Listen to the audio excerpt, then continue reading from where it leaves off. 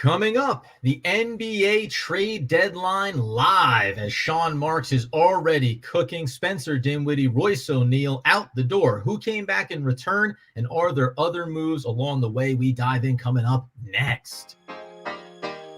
You are Locked On Nets, your daily Brooklyn Nets podcast. Part of the Locked On Podcast Network, your team every day.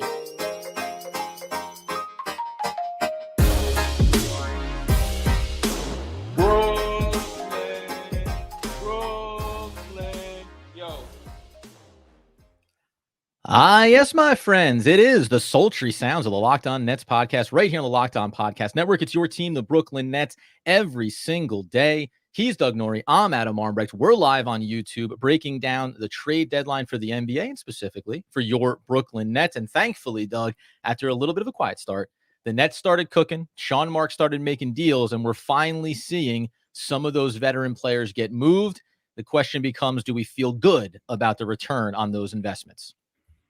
Well, great news coming to you live on location from my childhood bedroom that's been turned into an office by my dad. If everyone's seeing a new background, as a child, if I'm reading, well, you know me. Tradition states that I go spend the deadline somewhere else besides my home. It's a yearly tradition that we keep that we keep going with, and we'll just keep going on that forever. Now, exciting day. Been at the kind of grinding on this all day long with different news coming in from all over the NBA, keeping up with projections, keeping up, waiting for the Nets to actually do something. They did. You know, we'll talk about the severity or the it's just like how much of a ground shift this really was, if anything. But overall, it's been a lively, if not again groundbreaking deadline with the Nets making some moves that are going to, for sure, at least in the short term, make the team look pretty different.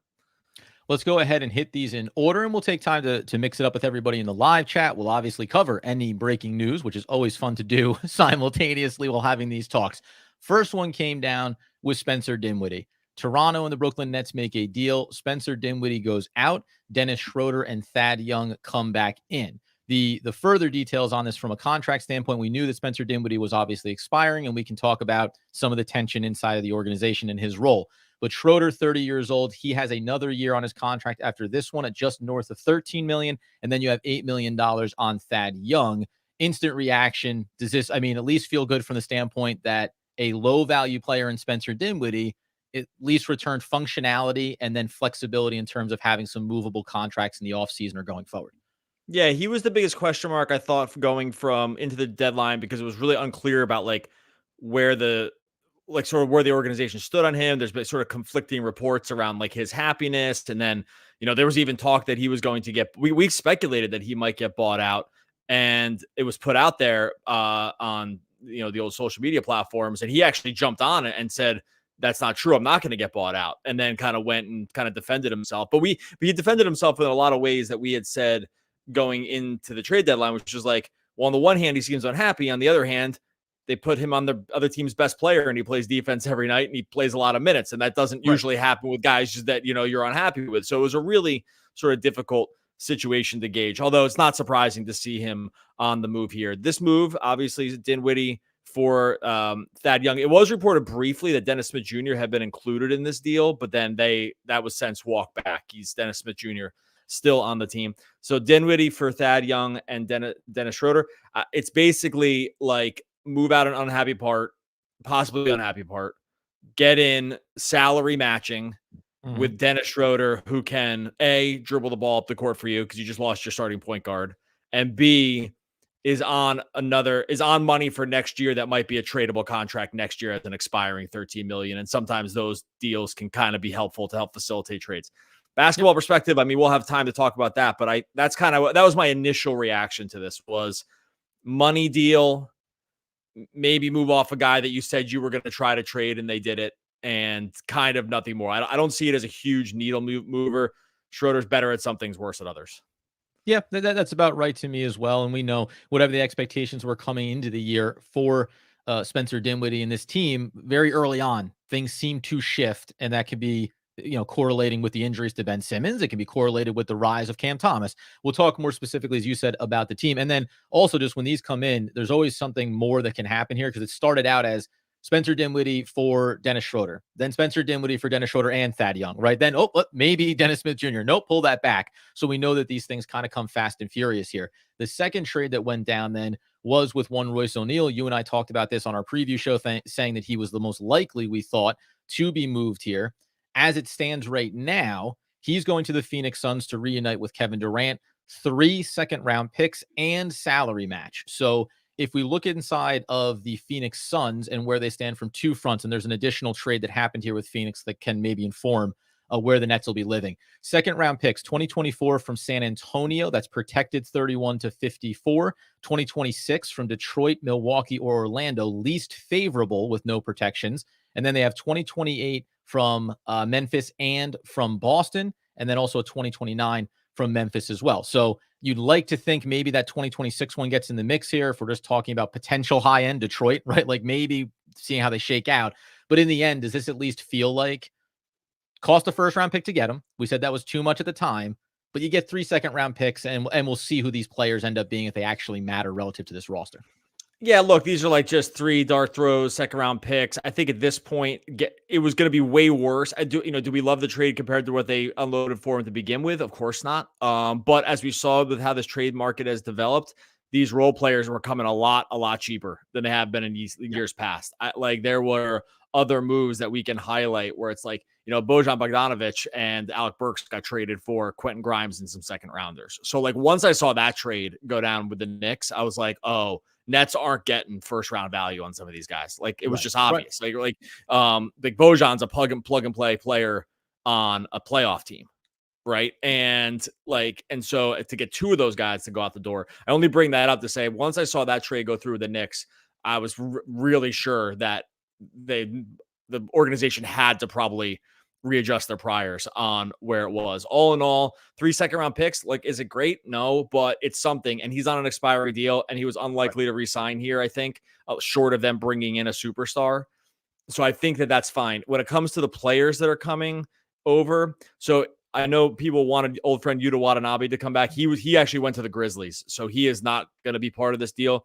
We're waiting to hear who it is. They have 3 guys that would be salary fillers. So it would be Keita Bates-Diop, Jordan Goodwin, and Chiesa Metu. So I'm not positive as we're talking if all 3 of these guys are coming or if it's going to be like a combo deal and one of these other guys is going to get passed through somewhere else.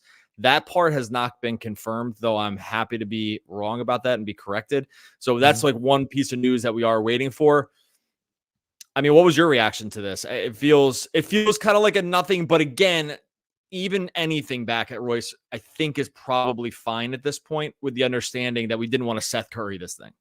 Yeah, we're right. You didn't want to hear from Doug and I after the deadline saying, why is this player still on the roster? And it's different even too, because I think Royce O'Neale, unlike Seth Curry, who has value on a roster, but not to the team in the current state the Nets were last year.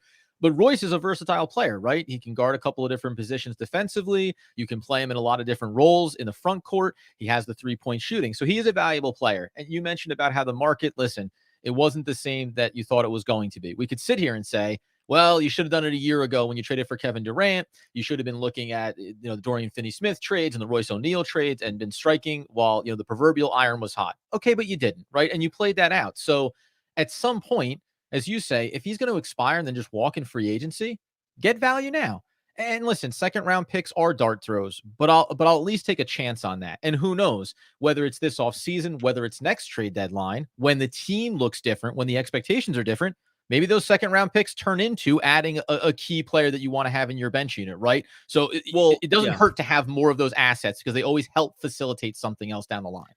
And we've said this forever. Like Sean Marks is traditionally drafted pretty well, and he just hasn't done it enough, right? Just because of the way the organization has moved, they just haven't drafted much. If you just compare the number of draft picks that they've had over the years compared to the rest of the NBA, it's way less, right? So just because of just the mechanics and different stuff. But when they did, I mean, frankly, a second round pick for them is probably going to start tonight. Jalen Wilson's probably, I think, going to end up starting for the Nets tonight just because so many other guys are either gone and, are traveling now or already out. Like when I was going through the active roster for the Nets, I actually didn't know who would start if he didn't start just because like Dorian Finney-Smith's out, Cameron Johnson's out, Royce has been traded, Spencer Dinwiddie's out.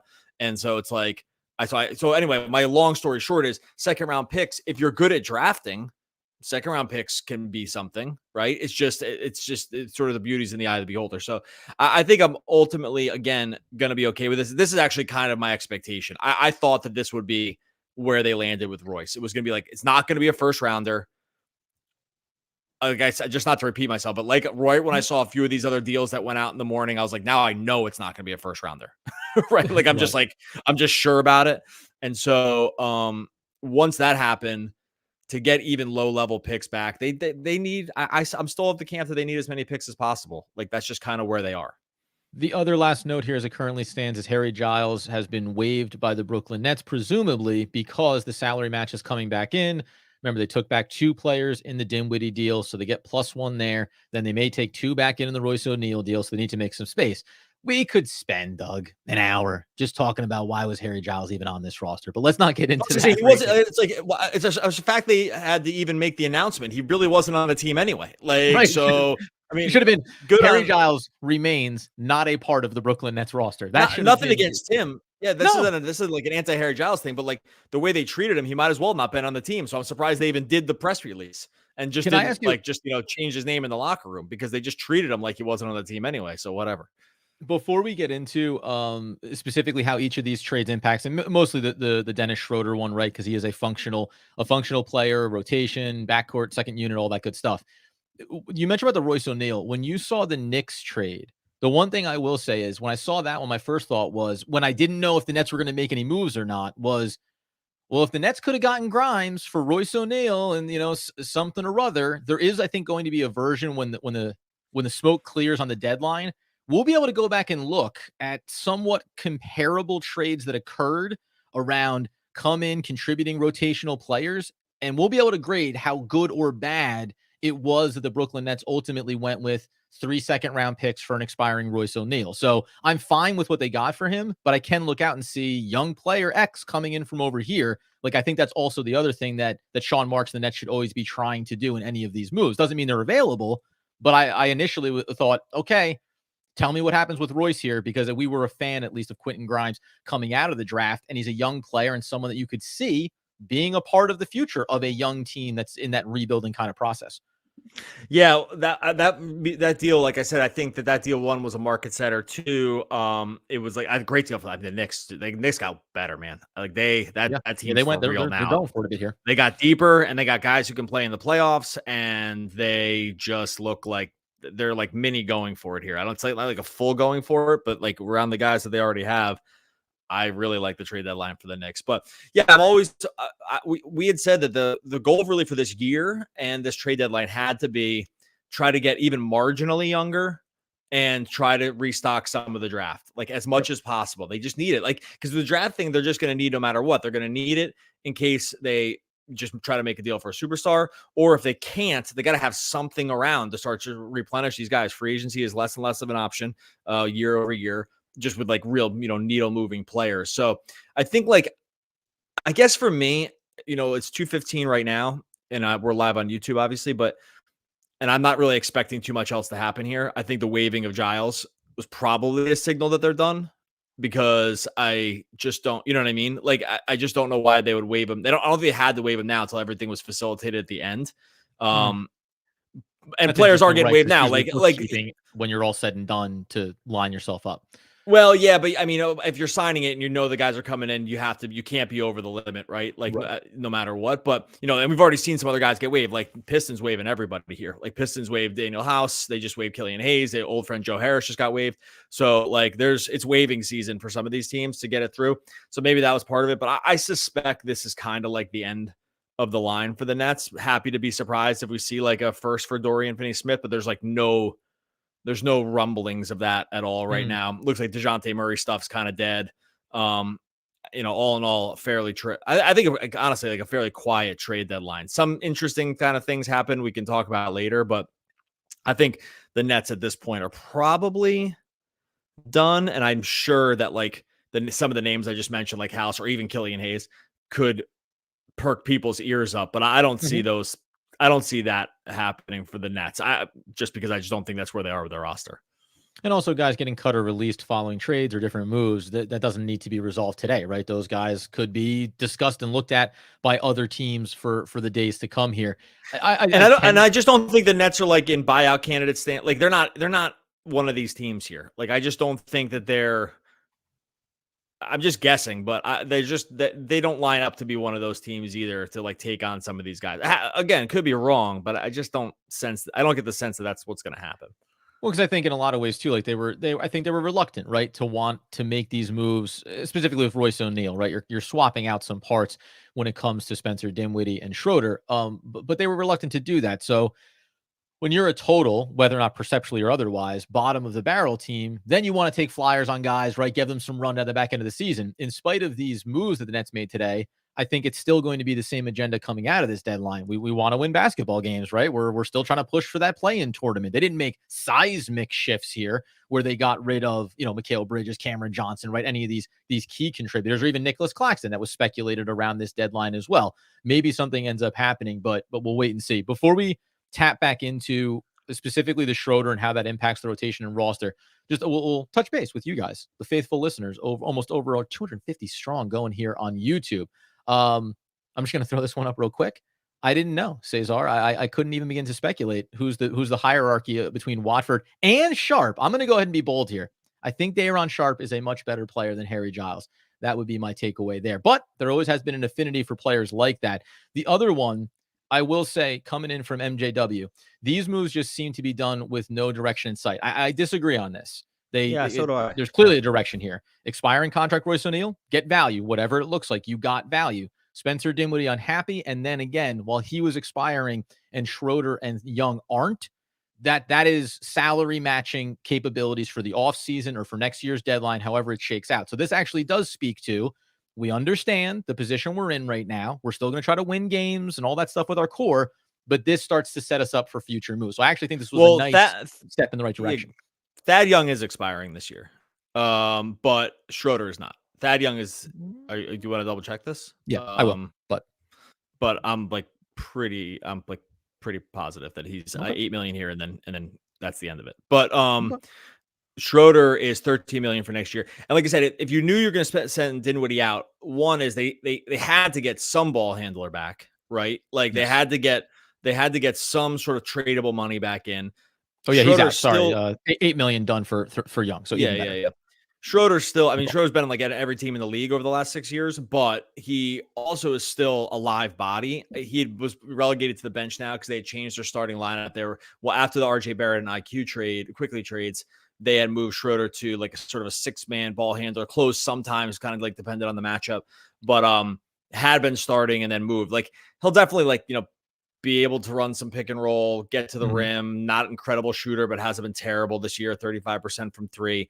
Well, can kind of come off the bench if need be. I think he's been he's been bounced around enough here that I think he can come and just kind of plug and play, and you just kind of know what you're getting, and it's not going to be amazing, but it's not going to be terrible. You know what I mean? And if it's a expiring contract for next year that you can couple together with some stuff for maybe a bigger salary, I think it kind of makes sense. And I think I still have to put the caveat on it that Dinwiddie, it just felt like the time had come due here. I just didn't. It was just I would have been be shocked if he came back, right? I thought he was going to get bought out maybe or something like that, because wasn't.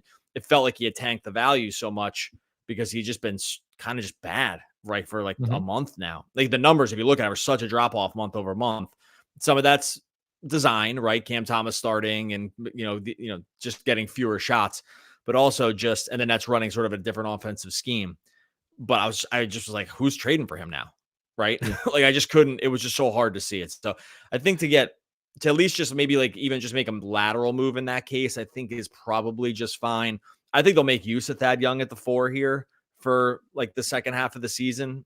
That's my, I can see a world where, they'll love to go small ball. He small ball fives it for periods of time, especially if Sharp's not back yet. So I can kind of squint and see it, with the understanding that you just kind of had to understand the Spencer Dinwiddie situation to know that they probably were he wasn't going to come back after 3 p.m. no matter what.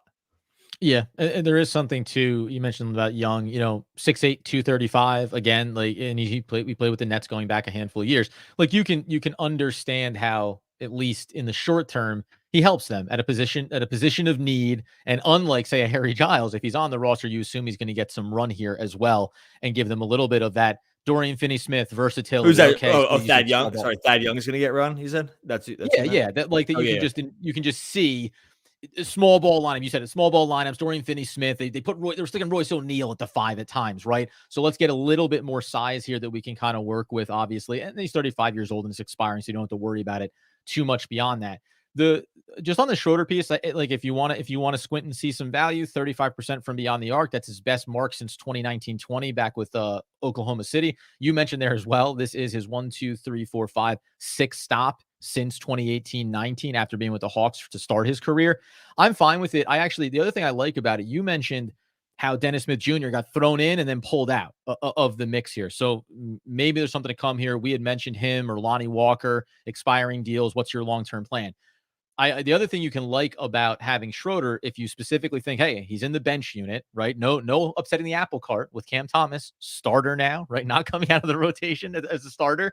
Then you can like the fact that Dennis Smith Jr. is a more defensive-minded backcourt player and Schroeder is a more offensive-minded, right? Like you can see how game to game or matchup to matchup, maybe you find more value in one player or the other. Because that was always the downside here with Dennis Smith Jr. As much as we like him, he's not a guy that you expect to take somebody off the dribble or create his own space, can get at the basket. And then the perimeter shooting was very much hit or miss. So I think you like the offensive upside for a team that in fourth quarters of late, right, sometimes couldn't find a bucket if their life depended on it. Live shooting body from a Schroeder standpoint. Again, they just not to be glib about it. They once they traded Dinwiddie, they needed someone else that could like literally just dribble the ball up the court. Yeah, yeah. Right. So Hey, you can't rely on Simmons. Simmons is not playing 30 minutes out of the box here. And if Dinwiddie did handle a lot of those ball hand duties, at least getting it into the midcourt, into the front court, and then just, running the pistol actions, which they basically just do every time. Right. Like, so I think that like they just needed to get somebody. They really need to get somebody. I actually kind of had a mini, not a panic, but when I thought DSJ was included in that deal, I was like, oh baby, though, who's going to play? They got nothing. Really clearing things I was really, really worried about that just for the short term, but doesn't seem, well, for whatever reason, that got taken off the table. Still trying to confirm here who's coming from the Suns. That is not totally clear to me at this point. So I'm going to do a little 2 seconds worth of digging here on this and see if if I just missed it. I don't think I did. But we'll just make sure we can also talk about, there's some other deals that went down today, which are, moderately interesting. Nothing crazy. One of the bigger ones, PJ Washington goes to Dallas for Grant Williams and Seth Curry. I think that's a pretty big upgrade for Dallas. And we already talked about who they swap out Holmes for who? For Daniel Gafford, I think. Yeah, which right? I know it's like, does that really matter? It might just be like a money move because I don't think Gafford has a lot, and it was like $12 million for Holmes. But they seem to make, like, a team like Dallas seem to make the tweaks, right? Like, they had just signed Grant Williams, but you knew you needed to correct your hierarchy and your role players a bit more here if you wanted to really get a run in you. Yeah, so I think that's a moderately interesting move. Like Gordon Hayward goes to the Thunder. He hadn't really been playing for a while. He goes for, I think, like Bertans and maybe Micic. Maybe that's it. So some other low level-ish. I mean, I would call the PJ Washington like more than a low level move. Like that's an interesting move. Like he could probably start for them and be pretty interesting there with Kyrie and Luka.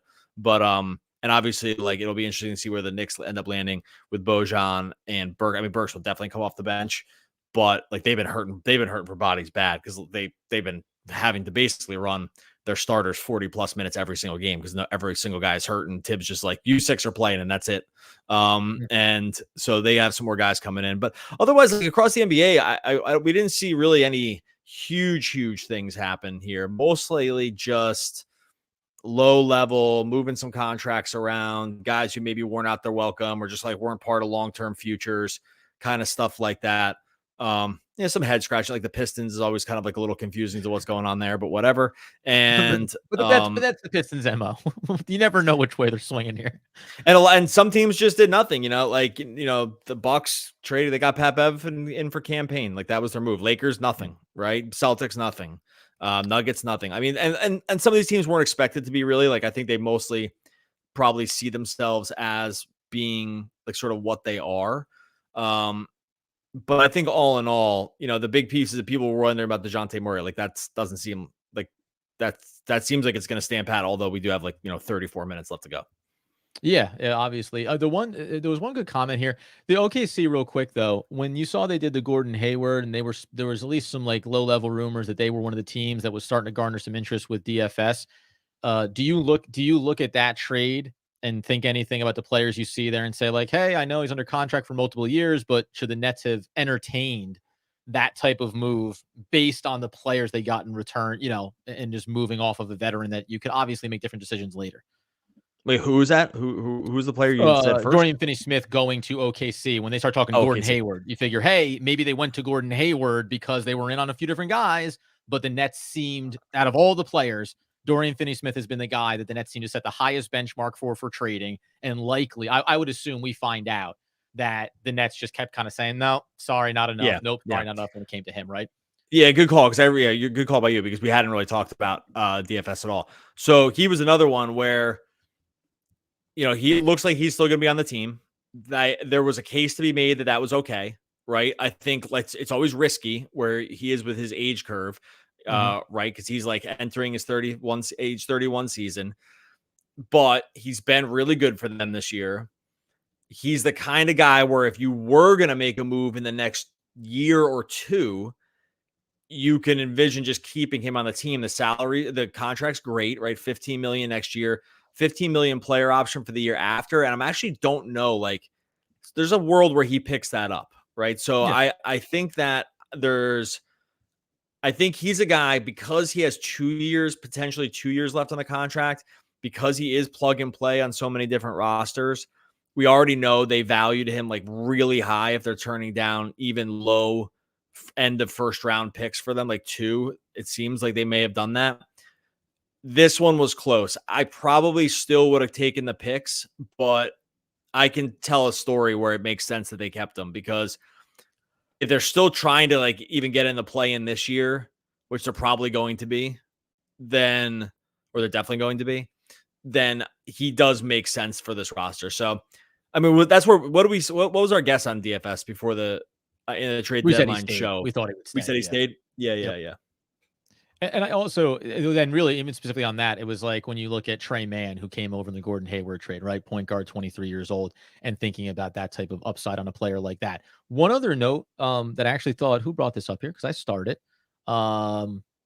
McCory saying with the Royce deal, I think weakens future Phoenix's picks who we have. I think what you're saying is it makes it look better. The outlook can look a little bit stronger as the Phoenix Suns continue to look to get older, continue to push for win now mode, right? So if you want to also look big picture here, you expected Phoenix to try to be all in, and they're sending everything out. They're going all in with the roster that they have. And even though, listen, we'll see the picks when they get here, it at least looks like picks that we thought could be pretty good at the time of the trade down the road, they're only getting better because Phoenix is committed to trying to do everything they can to win now, and they're only getting older with the moves that they're making. Oh, you're saying why help improve Phoenix with a Royce O'Neale for picks that might be worse? Is that the question? I think what McCory is saying, I think what he's saying is that, hey, this gets better for the Brooklyn Nets because Phoenix is getting older. They're giving up more, right? So when you look down the line, this team is going to be even more depleted. I think that's what he's going with, or at least I'll offer the perspective.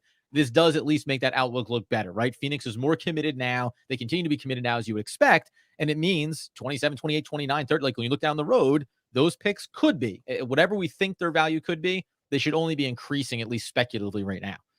Yeah, got it. I think those are always going to be just hard to tell. I've been probably a little more lukewarm on how great those picks are, because while they mortgaged a lot of their future, I still think Devin Booker is going to be on the team, and they're just going to have some other guys. So some reason to commit, to being. I think it was hard for me to ever see the path where they were these awesome picks, sort of where the Rockets picks for the Nets are trending towards, right? Life comes at you fast in the NBA, so I could be wrong about that. I just wasn't willing to lock in oh my God, these are going to be top 10 lottery picks or whatever, because Phoenix is going to stink so bad because they cost themselves so much. I just was a little harder for me to see that. Yeah, I got you, buddy. Don't worry. I get overexcited too. You should see Doug try to spell check me when I'm writing up titles for the show. What did you get right? Sorry, No. Just so everyone knows, I'm tracking news here while we're doing this too. Just the That's live just nature of the show. McCrory just saying I got what his sentiment was correct, trying to read through some of the lines there. 3D you got Boxing it. You're always also right. offers up, what do you think the Nets will do with all these second round picks? Package them to move up or try to get a player for them? There's another nice, just again, footnote while we're waiting to see if any other news shakes out. Same thing. We talk about tonight, Jalen Wilson is probably going to play for the Brooklyn Nets and maybe start. Who knows, with all the injuries and everything else they have going on. He's a success story in the second round for the Brooklyn Nets. Nick Claxton, success story for the Brooklyn Nets. If you think about going forward and just in any of these given drafts, is there a targeted player that we want to go get, whether it's taking all those picks to go get one guy in the second round or making a 1 or 2 positional move in the first round to target a guy that you want? That's what I like having the picks for, is to say, okay, if we think there's a player we want more than another team, we want to jump one team, I'll give you all 3 second round picks I got for Royce O'Neale in the first round of a draft a couple of years down the line because we really want player X, right? It just offers you flexibility or sweetens the deal when you need to make a trade. So I whatever they choose to do, this is one area from a GM standpoint that I do trust Sean Marks. He's usually been, as you said, pretty good, whether it's drafting or just utilizing these assets in ways that help improve the team. Yeah, and the second round picks have like contractual value because I'm pretty sure they go a year out at less money than the first. Let me double check that. Anyway, they I still subscribe to the idea that Marks would be a good GM, like with a draft only rebuild, because he just has drafted above slot so many times already on the guys that they have, right? Like we just always go down the list of Cam Thomas, Daron Sharp. These guys are like already improving relative toward where they originally drafted them. Like even guys like LeVert. I mean, I know LeVert like wasn't technically their pick, but it was, right? And so because I think it was like Detroit or something, but it's like sometimes it's impossible to track like NBA drafts because like these picks get conveyed through other teams, but they're actually the other teams. So then you look who drafted them. You're like, the Nets haven't picked in 7 years, but you're like, no, they have. It's just, so anyway, it's just, and then if you gave them a chance to like draft in the top 10 2 years in a row or something like that, like who knows? Like they could crush those slots. Like you're allowed to go over slot on better picks also. And so I've always felt pretty confident with his ability to sort of in the team's ability to sniff out values in those ranges. And so that's why I don't mind getting the second round picks back. I mean, there's still bodies here. Guys up here, like, are they usually superstars? No, but are they guys that can actually play? And have the Nets made good decisions about these guys in the past? Yeah, like they have. So if it's 3 second rounders for a team that, again, like desperately needs picks, they do need it. Like just the way they're set up here over the next couple of years, especially if they're thinking about unloading picks for another star at some point, which they're almost for sure going to have to do if that's the path they're going to take. They need every piece. They need every single asset that they can get. So even if it's 3 bad ones, I just think that's fine. I know some fans are probably disappointed with that. Folds right into a question here from Nicholas Clayton, not Nicholas Claxton. Do you agree with the general sense that the Nets are targeting Mitchell, Donovan Mitchell? And do you agree with this route? I do not. So just in terms, you said, get as many assets as you can because you can use them. I'm going to tell you right now, the other thing that's happened here, which you anticipate, stronger teams getting stronger. We mentioned the Knicks earlier. The Knicks still have a ton of draft capital. I think if you want to talk about what's more likely, it's more likely that the Knicks have a good season this year, a good playoff run this year, and they go. And if Donovan Mitchell is going to be moved, the New York Knicks are going to be the team that says, "Hey, we'll dump everything in this because they're right there. They're on the precipice. They have a ton of draft assets as well." Like I don't know if the Donovan Mitchell pursuit is still what is the speculated agenda for the Brooklyn Nets. And you and I have already had this conversation that I don't think he is the guy that I would push all the chips in on as currently constituted. When you look at this roster right now, that wouldn't be the piece that I say you add and it dramatically changes, as in Eastern Conference Finals, as in, trips to the finals. That's not the one move that it would take. It would take more than that. Yeah, I just hard for me. It's been hard to picture of like what's around it, right? I think that's right. The harder thing that I have trouble envisioning. It's like, okay, it's Bridges, it's Mitchell and like Claxton, I guess, and you're hoping, I guess, at that point that Simmons returns to like some functional ability to be able to play 30 minutes a night for 60 games a year or something like that. I don't hold out tons of hope for stuff like that, but I know some people do. Just for me, it was always harder to see what the build was around it, because unlike the KD and Kyrie piece, we're bringing in a star where they gave up no assets to do so because it was free agency. With Mitchell, the way that the contract is, I mean, unless you're waiting 2 years, but because you're waiting, you think he's actually going to hit like full blown free agency and not like this, pre-agency, like people call it now, because remember, he's under contract for next year, player option the year after, but he's not going to pick that up. So I guess for me, it was like, okay, well, if you're going to trade for him next year, once you do that, like, what does the rest of the team even look like? Because that's the biggest problem with a move like that. It's like, yeah, he's great. He's awesome. Like, I was watching him last night. I was like, yeah, I would love to watch this guy every single night. Like, he's just absolutely playing the Wizards. Yeah, like just destroying it. Hit him just this crazy 3-pointer to basically ice the game, where he's like off balance end of the shot clock, taking it to the rack all the time. Clearly the alpha on that team, between him and Garland. So it's like, obviously you can see him in a Nets uniform and killing it. It was more like, what is Tim Bridges, and like, what, like, how far are you going with this as your core? And you again, don't have enough draft picks like really left to like restock things or, Right. And so I think that was always my problem. It's not really an anti-Donovan Mitchell thing. He's awesome. Like, he's so fun to watch. And, are you moving on from Cam Thomas at that point? Right. Like, or something. I just don't, I've just had a harder time maybe than some others seeing the vision around the rest of it. And maybe that's my lack of creativity. I don't know, but, which I'm willing to be wrong about, but does that make sense? I think that's kind of where I land. Yeah, no, you had pointed this out previously, and I of course agree with you on it. Of, you don't get to double spend assets, right? So you say, well, you have all these picks. Yes, you go and get Donovan Mitchell, and then you make another move. Great, just explain to me where you got all the additional set of picks to go make that other move, because a lot of them are going to get used in this. The Cam Thomas piece is important too. I do wonder how many people that are in the Donovan Mitchell camp are being a little short-sighted about the idea of, Cleveland will say, we'll take Cam Thomas, whether we're going to use him or we're going to send him through some, but that's a valuable asset. It's always the give us your treasure for our trash, and we'll be super excited to make that deal. So I think that's worth keeping in mind. Before, there's a couple of things here from a couple questions and comments. Before we do that, let's just reset the table very quickly for anybody that came in on the live. Over 300 strong. My God, thank you for being a part of it. The Brooklyn Nets made 2 trades today, the first of which was Spencer Dinwiddie going to the Toronto Raptors in exchange for Dennis Schroeder and for Thaddeus Young. They also, we would say, supplementally let go of Harry Giles to make room for what we think will be additional players that are going to come in on and I think it's going to be Keita Bates, Diop, and Jordan Goodwin, I think. Yes, those 2 players looking likely. Let's talk about them in a second. But Royce O'Neale going to Phoenix, 3 second-round picks, and then a couple of players, as Doug's mentioning there. Maybe we have a sense of who those 2 players are going to be. How do you feel about those 2 players? Do they have any impact to you at all for the Nets? If in fact Goodwin, those are the guys.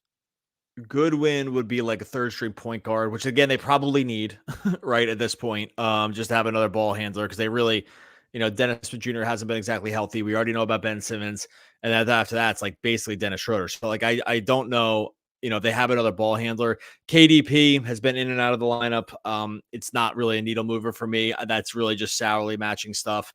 And so it's hard to really get excited about it, but another live body, he's not exactly young. So I don't, that one just feels like all fit.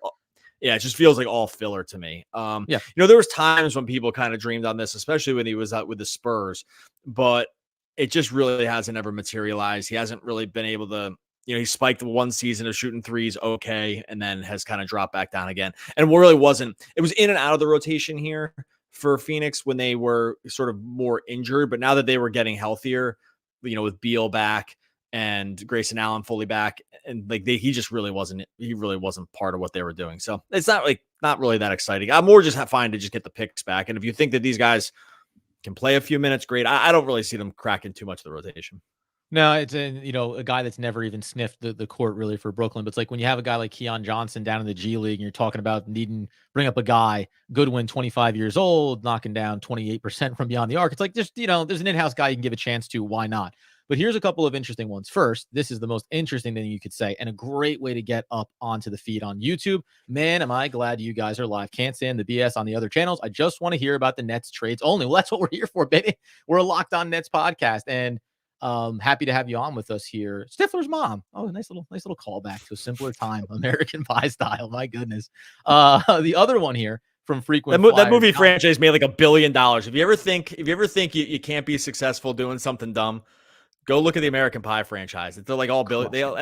I'm pretty sure it made like $1 billion, like between all the different movies and all the other things. So congratulations. It's an inspirational story for us all. What an inspirational story, American Pie, as we all know. John, frequent flyer with us, as we say. Do you think the Brooklyn Nets 2-year window involves them hoping Giannis or Luka? Oh, this wasn't even the right one I want to give for you here. Out since Donovan Mitchell could stay with the Knicks. Is that why Brooklyn isn't doing much? I don't, the old keep your powder dry, for the bigger move. That's great. And we've talked about that before. We talked about how Giannis or Luka is the guy that you give up everything and also, sell your mother's soul in order to make that deal. I think Doug has often said he would give up his firstborn child for a move like that. But you need to operate on the both end, right? Yeah. Because the second child is the more favored of the two. But you need to operate on the assumption of that's not going to happen. Take the New York Knicks as the example. They spent years saying, well, we're going to be here for LeBron. Then we're going to be here for Giannis. And when you keep waiting for the superstar and then that superstar doesn't come, you end up being a bad basketball team. They finally started building, making some smart moves. Then you trade out a drafted player of your own in RJ Barrett. You get OG. You get a little bit lucky in terms of the contract that Brunson is on. And he clearly is entering that superstar status, right? So I don't think you can operate on the premise that that's what we're waiting for. Because if you do that, then if it doesn't come to fruition, you're just a bad team. And that's what a lot of teams do this. A lot of teams make this mistake and find themselves being closer to the bottom than they do to the middle or even top of the pack. I actually just think the Nets did just about everything they could do here. They really, and I'll frame this by saying, if you knew you were not moving off from Bridges, which I'm fine, outside of that one package, which I don't, maybe was never even offered, the Houston one, you're not doing that. There's no chance they were trading Simmons. And they kind of, except for we explained why Dorian Finney-Smith not trading him. There's a story to tell yourself about that, which is not all that bad, which is like, maybe no one's offering first because of the way the rest of the market shook out. And now you're just like, okay, $14 million next year, we could use them. Right. Like, I think that's fine. I think that's, at some point you got to play the games. So, and I just think after that, like, I don't know what other moves were there. I would like someone to explain to me, actually, if you're disappointed in the trade deadline with the context of like, this is what they have, right? You always want to add these other superstars or whatever. I actually don't know how much more even logistically could have been done. When it comes to those, okay, go ahead. Then I can comment quickly on those superstar ones. But yeah, like, I just don't think what other moves were there here? I just doubt there was. And that's actually what I was going to touch on with DeJounte Murray, right? The conversations, the speculation, the Lakers. Oh, well, now, and someone had mentioned this on one of the social platforms of, well, it looks like the Lakers are softening on wanting to go get Murray. Makes it easier for the Nets to offer a first and blah, blah, blah.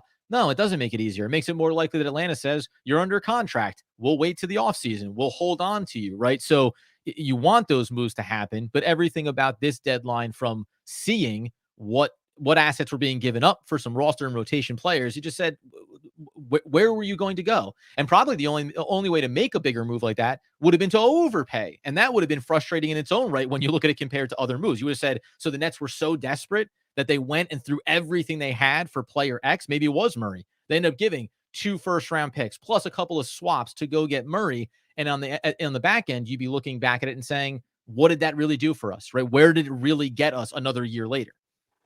Yeah, and I just think that, like, I just think that I think the CBA has really kind of made everyone, this new CBA has shifted the market clearly in terms of like not wanting to get stuck into like longer term contracts if you're not positive about them, even if the value looks okay on them.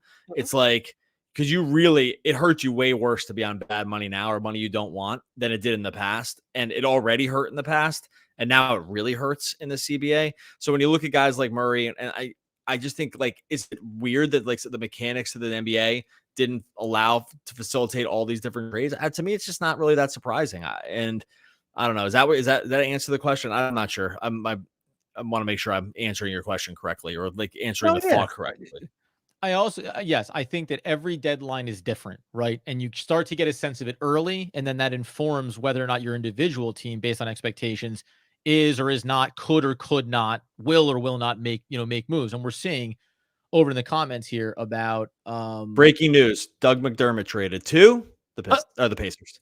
oh, well, there you go. The old Dougie Poo traded. Dougie Buckets now a Pacers. I gotta put it in my sheet here. Okay, sorry. Go ahead. Here's a good one. H2 does nobody want Johnson? Get that bum out of here. Listen, again, I'll go back on him just very quickly because people are interested about the Dorian Finney-Smith angle of this, and we can just drill down on that a little bit more. Doug and I do not look at his contract, I think, the way a lot of the fan base does, that it's so terrible. It really isn't. There's a lot of incentives in that contract that he's probably not going to make. If you believe that there's a superstar coming, then I think you can squint and see where his value gets elevated over the life of his contract. If that doesn't happen, then yeah, he's not the next step of a player that we maybe thought he was going to be coming from Phoenix. I just don't look at him as negatively as I think a lot of the fan base does. Does that make sense? Yeah. I think it's always we always talk about this with expectations and actual performance. I think that I think that we would call this season disappointing, right? From an expectation level. And there are some other stuff that, things that point to the idea that not exactly getting better. And that's always a little concerning. You reach age 27, you just signed, a multi-year deal. Maybe your role is going to increase. He's still shooting 40% from three, right? 46 from the field. He's basically, the only thing he's doing fewer is getting to the line less, but that actually kind of makes sense because remember, so much of this usage has gone to Cam Thomas, right? And so it's just going to be hard to find shots. I think that it's probably a bit overblown at this point about how bad he is. I don't think he's not bad. I think he's not. The biggest concern he's actually not been that healthy, and I think that's actually a bigger issue than the actual on-court play. He doesn't have a ton of juice, but he's not paid like a superstar. He just can't stay healthy. Through the cramping, the hamstring, the adductor now, he's kind of just starting to rack up time missed. And so, not tons, but I don't know. I'm not disappointed by Cam Johnson. It's just he's probably overpaid by a few million. And sometimes you got to overpay guys a little bit like that to keep live bodies in your team. And he had not made the leap that I thought there was going to be kind of a leap here, and that just hasn't happened. But I try to temper it's only based on my priors. I think that that would not be totally fair. Because if you look at all the numbers, it's not really so different than what he's been in the past.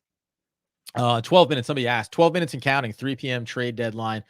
Obviously will be coming in the door, and then we'll be doing some coverage. We'll do a traditional episode along the way here, looking back at this. We'll also get a sense of where things stand over the next handful of games, next week or so, as some of these bodies start to get in there. What does Jacques Vaughn want to do in the rotation, et cetera?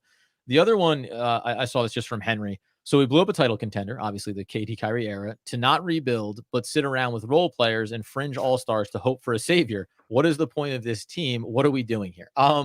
Again, we put it like that. yeah. When you put it like that, I guess, and shut it down. Let's shut it down. Again, there's a finite number of teams that come into a year as title contenders, as guys that can really go get it. And, when you frame it as we blew up a title contender, well, that kind of makes it sound like the Nets were in sole control of that. There were a lot of things going on. Now, could you have said, you're all staying, sorted out, we're not giving up on this? Sure. But it got to the point where you knew that these decisions had to get made. I agree with you, because Doug and I have said the full rebuild route is short-term depressing, but long-term more stable of a route to go if you are a team that falls out of a superstar era. The Nets are choosing not to go that way. They want to spend these next couple of years not totally dumpstering. They don't have control of their own picks. That's the big factor, as we know. And 2 years from now, they'll probably make some of the decisions on Mikal Bridges, on Cameron Johnson, on all these guys we talk about. They will make decisions on them. I won't be shocked if those players do get traded and go to contending teams. What will the market be for them 2 years from now? We'll see, right? Maybe it's never going to be the 4 first-round picks that we get thrown around for Mikal. But I think that's part of the decision they made here. We do not want to totally dumpster out. We don't have our own asset control. So our rebuild is softly happening in the background with some draft picks. And 2 years from now, we'll actually get even more in there. So we talk about 27, 28, 29. The Nets are going to have 6,000 picks. Now, what they do with them is TBD, but that looks like that's always been their path here. They were never of the appetite to fully dumpster themselves coming out of that KD Kyrie era. Yeah, like I just don't know. Again, like considering the situation they're in now, another massive move. Robin Lopez traded to the Kings, ground shifter. Oh, couldn't get Nick Claxton. Split up the Rolo and Brolo brothers. Brutal day for the Lopez brothers. I think just I saw Brooke Lopez tweeted good riddance, which I thought, ooh, bad look. Probably asked for it to happen. I just don't know, like, again, like what the move is going to be. The only really thing that would have shifted majorly here is that they just decided to pull the ripcord on Bridges, which we knew they weren't going to do. So once you know you're not going to do that, you just have to go back to what your expectations really should have been here. I just don't think that they were going to do it. Now, I think the biggest problem with the Nets this year is on a macro level is that they are worse than they thought they were going to be. Like that is for sure. That's like for sure a problem for them right now. They are, and they're worse than I think than we thought they were going to be too. Like they are considerably worse than we thought, even with the understanding that this was like an in-between year for them. Right. Mm-hmm. I think that we sold ourselves a bag of a bag of wishes here. And honestly, the play in the early season kind of actually confirmed like, it's like, okay, this team is fine. It's like a high floor, low ceiling team. 13 and 10 seed, 8 seed games. Yeah, like, and then over the last 20 or so, they've stunk so bad that it's actually reset I think that's been the biggest problem, really. Yeah. It's not that like the situation has not changed here. The situation is the same as the beginning of the year. Bridges on a great contract. They signed Cam Johnson, decide about Claxton in the offseason, wait out the Simmons contract, basically. Mm-hmm. Like that's all the same. That nothing's changed. The difference here is that they stink and they can't win. And now now maybe you want to say, well, maybe good on the Nets for having a steady hand here, for not caving to the fact that they're worse and maybe not making a bad decision. I don't know, but I think that's the biggest difference is that everyone, probably including this team, with the group that they brought back, probably thought they were going to be like a 500 team. Right. Yeah. Or a little bit worse, but like, I don't know, that'd be okay. Make the playoffs, get killed in the playoffs, but don't give a lottery pick to the Rockets. But the problem is they're 20 and 30 and these other teams in front of them, like didn't really sell anything off. So it's going to be hard to make the playoffs now. It might even just be hard to make the play-in. And I think that's the biggest problem. But that's only a problem around expectations. That's like not different than where we were at the beginning of the year. There's some other things, but I think that's the biggest problem. And Woj tweeted out here a few moments ago, Atlanta will not be moving. No trade for DeJounte Murray. They're going to keep him through the deadline, right? So to your point, informing where the Nets stand there in the playoff, they're just outside of the play-in tournament behind the Atlanta Hawks, going to be interesting. And the other thing too, there's one nice comment here that we'll get to in a second. Remember too, like the 20 and 30 piece, again, we said time and time again, you cannot count on Ben Simmons' health. But now if you think about him coming back here, since he's been back and played in 3 games and the Nets are 2-1, they played Utah, they played Philadelphia, heavily depleted with injuries. They played Dallas. I think the end of year reflection on this team will also be interesting, right? Because you went through this absolutely brutal 4-14 run, just atrocious. But I think if we look now over the last 30 plus games of the year and you see X in terms of results, even if they don't make the play-in tournament, et cetera, you can tell yourself if you want to the story of, right, remember expectations were kind of predicated on 100% health. And when you lose Cam Johnson to start the year and then he comes back, but then you lose Ben Simmons, when you lose even Dorian Finney-Smith for a long run, when you lose Day'Ron Sharpe, right, their margins here were razor thin. And then we'll go into Jacque Vaughn and the development and the rotations and all those little things that probably impacted them as well. Good reminder here, though, as we start to wind down a little bit. Hey, Blah, honestly, we should be happy we're not the Bulls fans because they haven't done anything and we're in the exact same situation. You could be the Bulls. You could be the Bulls doing what we feared the Nets might do. We're not making any moves. We're going to ride right through this thing. Watch out. Here we come. And, you at least need to get some value when you can. So silver lining. I saw somewhere, there was a comment earlier that said like trade Simmons for Levine. I would not do that. I don't know. No, we talked about that previously. Yeah. Not going to scroll up, but too lazy to scroll up. I would not do that for the simple fact that Simmons' contract just comes off the book sooner. Forget everything else. Like Zach LaVine looks like he just got a foot surgery so that they wouldn't trade him to the Pistons. I'm sure he needed the foot surgery. It came awfully close to the time that they're like, Pistons are interested in LaVine. He was like, it'd be also awesome getting a foot surgery and sitting out the rest of the season. So I think that I would, like for me, the simple reason I wouldn't do that deal is because the Simmons comes off the books 2 or 3, I think maybe 3 years earlier. That made 2 years earlier.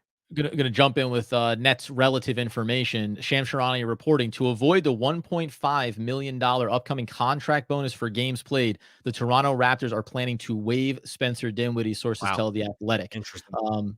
So buyout market, and he goes on to say he will be coveted by several playoff teams on the buyout market. Fascinating what happened with him, man. That's crazy. Like makes sense for the Raptors, because actually the one thing we didn't talk about that was I was like, I'm not sure like where he plays. Like their starting five is pretty much filled out, but anyway, this makes but now him on the buyout market and not costing you the $20 million in the money on the books. Suddenly he becomes a very attractive player for a contending team to say, hey, it cost us nothing to have you on our bench. And think back to the Dallas days. By the way, think about Dallas right now and saying maybe we'll just bring him right back into the fold because of how good he plays in a role behind a Luka star level talent. And then obviously Kyrie being there now as well, although I'm not sure if they entirely got along. What do you think? You think Sean Marks would go back and say like they signed Dinwiddie? What do you think? Honestly, let me just be clear here, Spence. Love you. It's the price point. Ironically, it's the price point of the contract that we had given you before trading you the first time that we didn't want to pay you. Spencer Dinwiddie on a minimum. Spencer Dinwiddie on a minimum. Anybody? Talk yourself into it. I could talk. Nets could use a ball handler. It's stranger things. But that is interesting though, right? Nets. Spencer Dinwiddie comes out and says, no, that's not the buyout. All those things, and the Brooklyn Nets probably looked at it and said, well, the only reason why we're not waiving you is because we want to maybe get in a body, right? We want to try to facilitate this thing ahead of schedule rather than just straight letting or have an extra contract and not pay him the $1.5 million for games played because you had to sit him. I mean, that's essentially what the Raptors did. Like they said, It's worth it to just see you later than pay $1.5 million. Yeah. So anyway, that is the deal, man. Potential. We're coming up against it. Sorry, the Jaden Springer to the Celtics, not a huge deal. Though they get like another guard off the bench. So at the end of the day, we end up with. I think Ian Norris is making fun of me. He says, anyone else playing the Doug Norrie not in control of their own picks drinking game? I don't think I said that really on this podcast, did I? I mean, it's clear. I mentioned the Rockets thing. I mean, to not mention it is insane. It's just like, it's true. Hold on.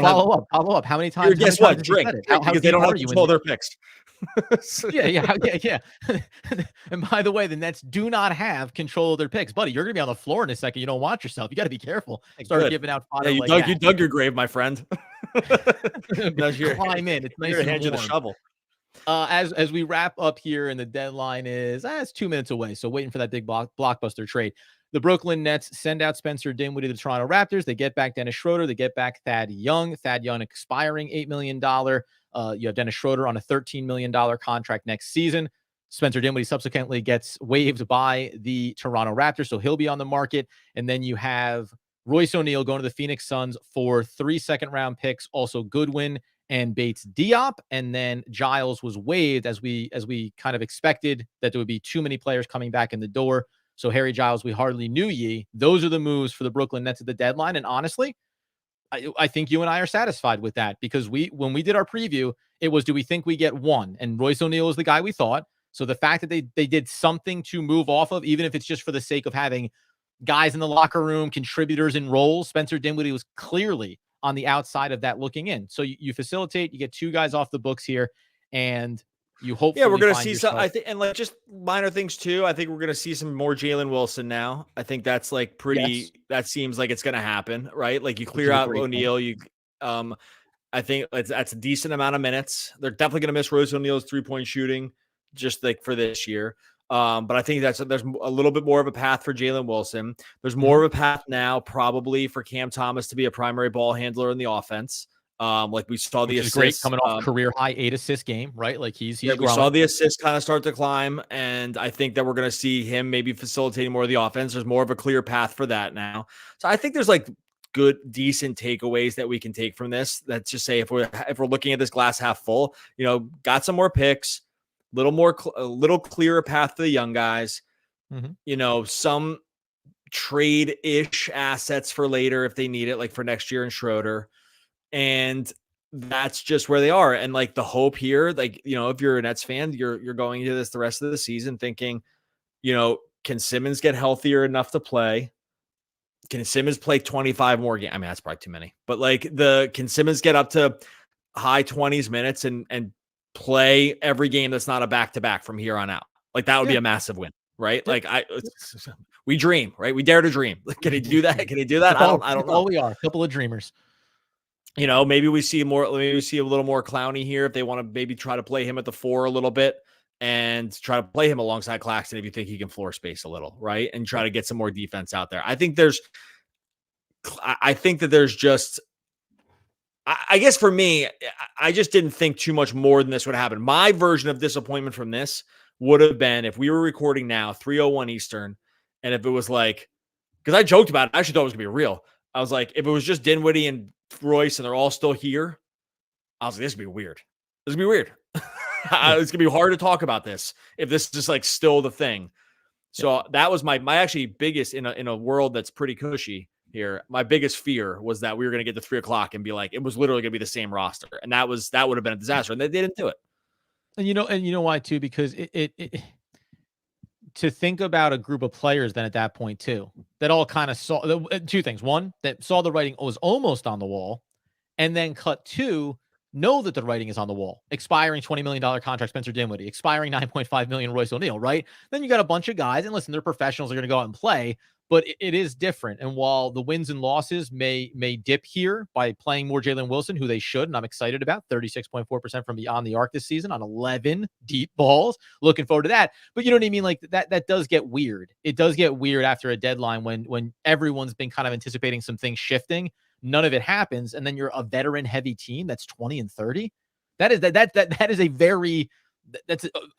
very rare version of an NBA roster that is that bad and also primarily veteran-driven in terms of their construction. So hopefully we see some more young minutes coming forward here.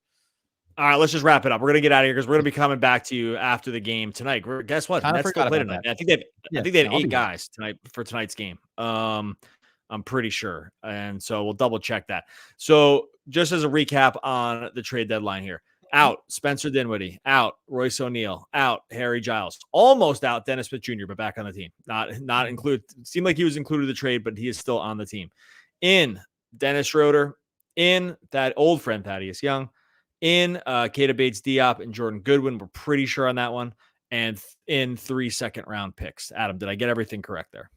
Dude, you absolutely crushed it. And you also crushed the fact that we'll be back in live for the post-game following the Cavs game, talking about a very short rotation. Familiar for the Brooklyn Nets. Until next time, guys, let me just leave you with this little bit of knowledge. I'm going to stay very traditional, Doug. Don't worry. I write myself out here. Whatever nightmares the future holds are but dreams compared to what's behind me. Hold on to that one from Zoe Saldana. Oh, one of the all-time great poets. We'll be back again later tonight after the game talking more Brooklyn Nets basketball. Basketball.